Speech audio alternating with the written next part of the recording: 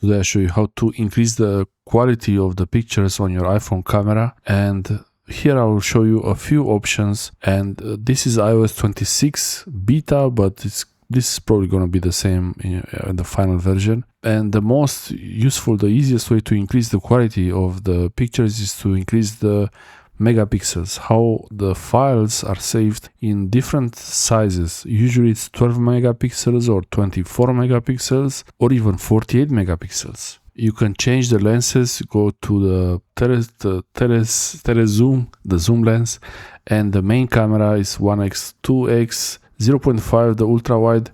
Whenever you take a picture, this photo will be saved in the format that's going to be each picture will have a size of the file. It's not the actual size on disk, but it's the size, like a canvas size.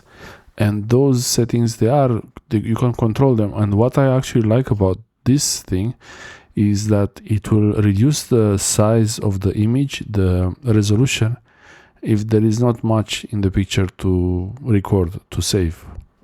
For example, if you're taking a picture of something that has a lot of details, then the file will be larger. Also, live photo will increase the size because live photo actually creates a video together with the photo, a short full HD clip next to the photo. So it's gonna be like a picture, but also a small video.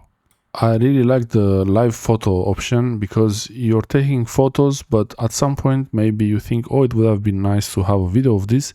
And with live photo, you do have the video already. It's not 4K, it's full HD, but still it's better than having only the photo. The live photo, it makes a big difference, and it includes sound. The zoom lenses, you can use different zoom lenses, but you have to be a bit further back from the subject. And the setting here, I have HEIF or high efficiency image codec 24 megapixels, and I can choose 48 megapixels, but some files, they will not be 48 megapixels because there is no need for so much detail in this picture.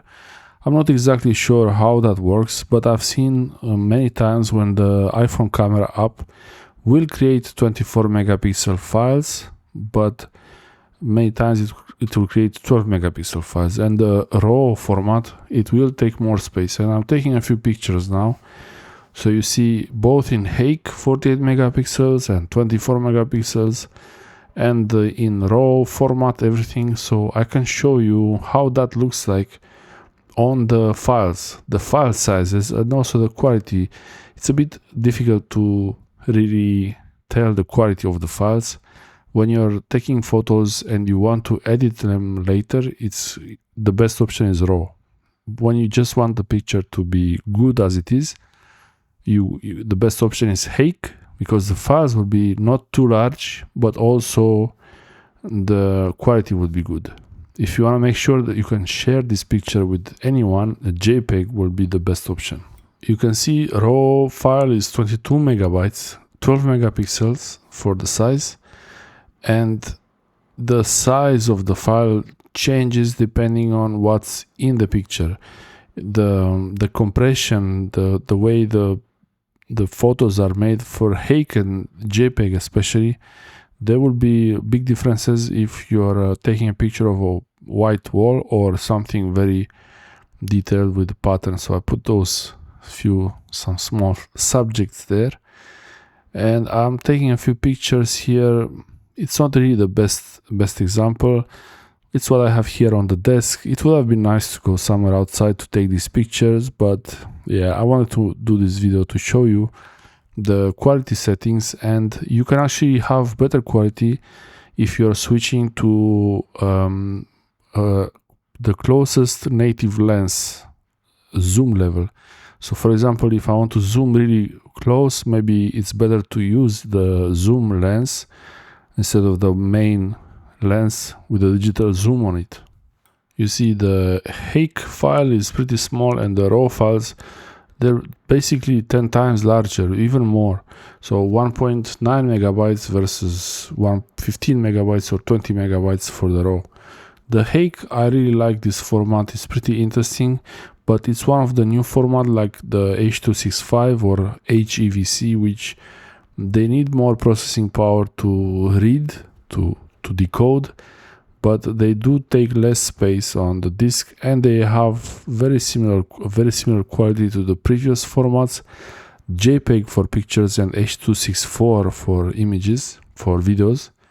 And here you see the same thing. The quality really, if you go really close and you're trying to process these files, you maybe see a difference.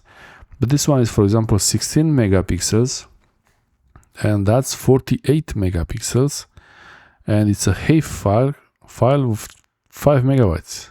So 48 megapixels. This is why I put that cloth there, because it adds detail, and in order to save the detail, it needs the full 48 megapixels. So that's pretty impressive. I really like that. It can save a 48 megapixel HEIF file, and it's only 5 megabytes. The file size is only 5 megabytes. It's really good. For JPEG, that would be maybe 2-3 times more.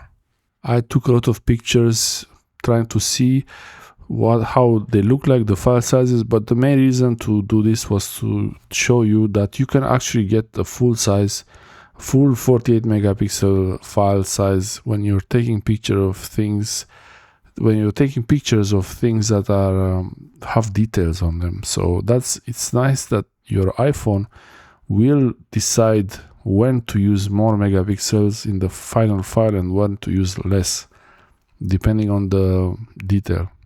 I wouldn't really use RAW unless I was going to edit these photos later, and with the RAW you might have a problem to read the files later, because you will have DNG files. They will not be HEIF or JPEG files, and then you need special software to read those files and export them.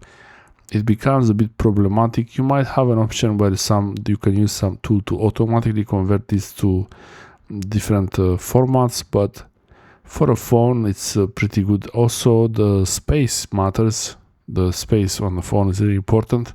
So for a HEIF file, even if it was 48 megapixels, it was still 5 megabytes and not more. The RAW file was 20 megabytes for 12 megapixels. So yeah, but you see the detail. I think that's pretty good. That's a pretty good detail retention for a phone. It's just a phone. iPhone 16 Pro Max, iOS 26 is a new camera app.